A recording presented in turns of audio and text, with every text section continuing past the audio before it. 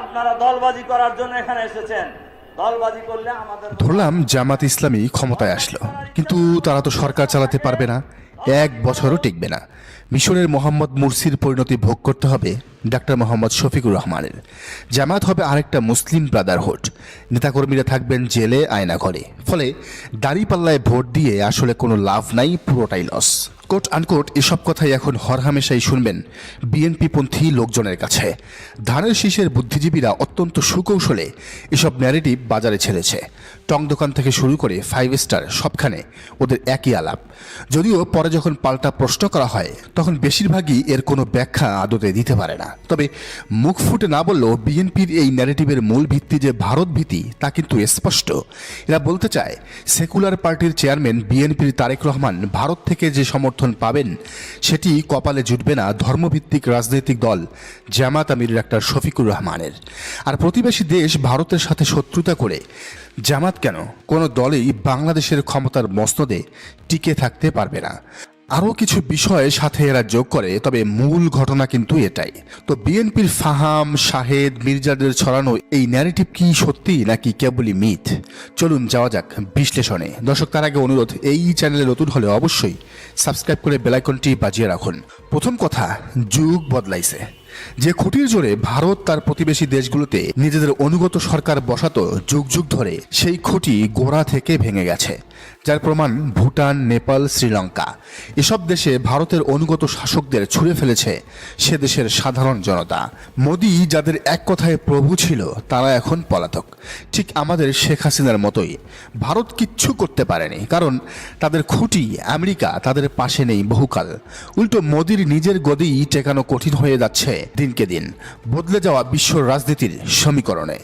বিএনপির যে জুজুর ভয় সেটা কিন্তু আওয়ামী লীগও দেখাতো 5 আগস্টের পর। বলতো ইউনূস সরকার 1.5 দিনও টিকবে না, ভারত তাদের উৎখাত করবেই।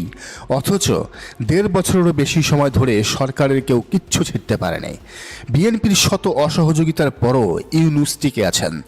জামাত শিবিরই তাদের টিকিয়ে রেখেছে। ফলে ভারত ঠিকই এই সরকারকে জামাত শিবিরের সরকার হিসেবেই ট্রিট করে। তো কই, তারা তো জামাতি ইউনূস সরকার হটাতে পারল না। তো এখন জামাতের ছায়া সরকার হটাতে না পারলে পরে জামাতের ফুল বডি ক্ষমতায় আসলে তাদের হটিয়ে দেবে ভারত। এই ধারণা কি অমূলক, অহেতুক নয়? বরং ভারত বিরোধী না হয়ে ভারতের সাথে মাখামাখি করা সরকারই আগামী দিনে দেশের ক্ষমতায় টিকতে পারবে না।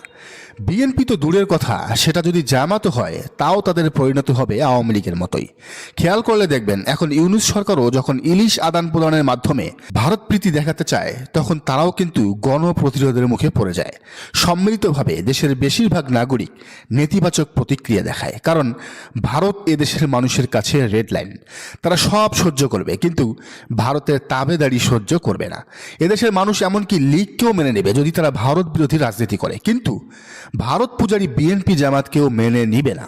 এটা শুধু বাংলাদেশ নয়, আপনি নেপাল, ভুটানে খোঁজ দিলেও সে দেশের নাগরিকদের ভেতর একই মনোভাব দেখতে পারবেন। এটা ভারতের সরকারগুলোর অতি দাদাগিরি ফলানোর ফলাফল। প্রতিবেশীর প্রতি সদয় না হয়ে নির্দয় হওয়ার পরিণতি। বলা বাহুল্য, বাংলাদেশের রাজনীতিতে কে টিকে থাকবে, কে চেয়ারে বসবে সেটা নির্ধারণ করবে সেই দলের ভারত বিরোধিতার মাত্রার উপর। এখনও আপনি দেখবেন বিএনপি যত চাঁদাবাজি, ধান্দাবাজি যাই করুক, তারা যেদিন তিস্তা ইস্যুতে ভারতের বিরুদ্ধে কথা বলেছে সেদিন ঠিকই সাধারণ জনতার প্রশংসা কুড়িয়েছে। তো এটা এখন স্পষ্ট যে ভারত পাশে থাকলে সে দল ক্ষমতায় থাকবে, না হলে থাকবে না। এটা ভুয়া কথা, মিথ্যা কথা, জুজুর ভয়। জামাতের ভারত বিরোধিতাই তাদের ক্ষমতায়িত করবে এবং টিকিয়েও রাখবে। তো বাংলাদেশে সবচেয়ে ভারত বিরোধী দল হিসেবে পরিচিত কারা? এক কথায় বললে জামাতে ইসলামী। আরাফাত রহমান শৈশবের একটা লেখা পড়লেই বিষয়টি স্পষ্ট হবে। সম্প্রতি অধ্যাপক গোলাম আজম ইস্যুতে বিএনপি এবং এনসিপির নোংরামির জবাব দিতে গিয়ে তিনি ভারত বিরোধিতার প্রসঙ্গটি টেনেছেন। শৈশব লিখেছেন, গোলাম আজম ইতিহাসের মহানায়ক কিনা তা জানা যাবে অন্তত 500 বছর পর। ইতিহাসে কে নায়ক আর কে মহানায়ক তা ইতিহাস বিচার করে ব্যক্তির জন্মের 500 বছর পর। গোলাম আজম মুক্তিযুদ্ধের বিরোধিতা করেছেন, খুবই বড় ধরনের বিরোধিতা। ভারত আগ্রাসন চালাবে এই আশঙ্কা থেকেই তিনি এই কাজটি করেছিলেন। খেয়াল করলে দেখবেন গোলাম আজম এই জিনিসটাকে তিনি রাজনৈতিকভাবে ব্যবহার করতে পেরেছেন। জামাত এখন পর্যন্ত যতগুলো আসন পেয়েছে সবগুলোই সীমান্তবর্তী এলাকায়, কারণ এই সিটগুলোর ভোটাররা ভারতীয় সীমান্তের পাশে থাকায় তীব্রভাবে ভারত বিরোধী। যেহেতু তাদের কাছে মনে হয়েছে জামায়াতে ইসলামী সবচেয়ে বড় ভারত বিরোধী শক্তি, তাই তারা জামাতকে এতদিন ধরে ভোট দিয়ে আসছে। বিএনপিকে তারা বেছে নেয় নাই, কিন্তু আসলেই তাই। তো আজ এই প্রজন্ম 54 বছর পর ভারতের যে রূপ দেখেছে, সেটা কিন্তু 54 বছর আগেই ভেবেছিল জামাত। ফলে এই প্রজন্মের কিন্তু জামাত শিবিরকে পছন্দ করার অন্যতম বড় কারণ এটাই যে তারা সবচেয়ে বেশি ভারত বিরোধী। এ কারণেই ডাকসুতে যখন সাদিক কায়েমকে পাকিস্তানি বলা হয়, ভারত বিরোধী বলা হয়, তখন তিনি সর্বোচ্চ ভোটে জিতে আসেন। তো ডাকসু প্রসঙ্গ যখন আসলোই, তখন আরেকটা বিষয়ে বলে রাখা দরকার। ডাকসুর রেজাল্টের সেই রাতে বহু বুদ্ধিজীবী শিবিরকে পরামর্শ দিয়েছিল ছাত্র দলের সাথে সমঝোতা করে অন্তত জিএস পদটা যেন ছেড়ে দেয়। ইভেন সাবেক শিবিরের অনেকেই একথা বলেছিল, কারণ তাদের যুক্তি হলো একটা পদ অন্তত না ছাড়লে এই ডাকসু টিকবে না, এই ডাকসু ফাংশন করবে না, শিবির একা ডাকসু চালাতে পারবে না, অনেক বাধা আসবে, এমনকি ইলেকশনও মেনে নিবে না হেরে যাওয়া প্রার্থীরা। কিন্তু শিবির সে কথায় কান দেয়নি, একেবারে দেয়নি। তারা শেষ অবধি বলেছে আমরা যদি ভোটে হারি, সবগুলোতে হারলেও কোনো সমস্যা নাই, কিন্তু জিতলে কোনো আপোষ রফা দফা করা হবে না। তো শিবির জেতার পর তারা কিন্তু ঠিকই তাদের কাজ করে যাচ্ছে, খুবই স্মুথলি করে যাচ্ছে। বিশ্ববিদ্যালয়ে আমূল পরিবর্তন আসছে শিবিরের হাত ধরেই। সাদিক কায়েম, এস এম ফরহাদরা দেখিয়ে দিচ্ছে তারা আসলে কি। হ্যাঁ, প্রশ্নবিদ্ধ করার চেষ্টা হয়েছে বারবার, কিন্তু তাতে কিচ্ছু হয়নি। ডাকসু বাতিলেরও ষড়যন্ত্র হয়েছে, বাট শিবির সব কিছু সামলে নিয়েছে। তারা বুঝিয়েছে তারা ক্যাপাবল। এখন শিবির যদি পারে, জামাত কেন পারবে না? বরং জামাত ক্ষমতায় আসলে ভারত ছাড়া গোটা দুনিয়া তাদের পাশে থাকবে। সুপার পাওয়ার চীন তো এখন থেকেই প্রকাশ্যে আছে। ইউরোপ আমেরিকার কূটনীতিকরা নিয়মিত রুটিন করে জামাত আমিরের সাথে সাক্ষাৎ করে যাচ্ছেন।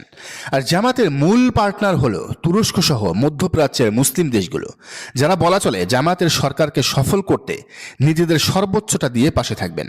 বলা হয়ে থাকে বাংলাদেশের কোনো ছাত্রের তুরস্কে ফুল ফান্ডেড স্কলারশিপ পেতে গেলেও আগে থেকেই শিবিরের রেকমেন্ডেশন তথা সুপারিশ চাওয়া হতো। তার মানে এরদোয়ান শফিক দ্বিপাক্ষিক সম্পর্ক কেমন মজবুত হবে তা কি চিন্তা করা যায়? বরং এক্ষেত্রে মানে বিদেশিদের সাথে রিলেশনের ক্ষেত্রে জামাতের চেয়ে যোজন যোজন পিছিয়ে আছে বাংলাদেশ জাতীয়তাবাদী দল বিএনপি। তাদের কাছে নেয়া ছাড়া দেয়ার কোনো সম্পর্ক নাই, যেটা জামাতের কাছে আছে। তাহলে বিএনপি যে জনগণের কাছে বলে বেড়াচ্ছে জামাত ক্ষমতায় আসলে সরকার 1 বছরও টিকবে না, এ কথার আদৌ কি কোনো ভিত্তি থাকলো? না, একেবারেই না। বরং জামাত যদি বাংলাদেশের ক্ষমতায় আসীন হয়, তাহলে দেশে যেমন সুশাসন নিশ্চিত হবে, সাথে দেশ পৌঁছে যাবে উন্নতির চরম শিখরে। কারণ তারা এক মধ্যপ্রাচ্য থেকেই হাজার হাজার কোটি টাকার ফান্ড এনে দেশে কোটি কোটি বেকারের কর্মসংস্থানের সৃষ্টি করতে পারবে অনায়াসেই। দর্শক, আপনার কি মনে হয় জানান কমেন্টের ঘরে। আর এই চ্যানেলে নতুন হলে অবশ্যই সাবস্ক্রাইব করুন এবং বেল আইকনটি বাজিয়ে রাখুন।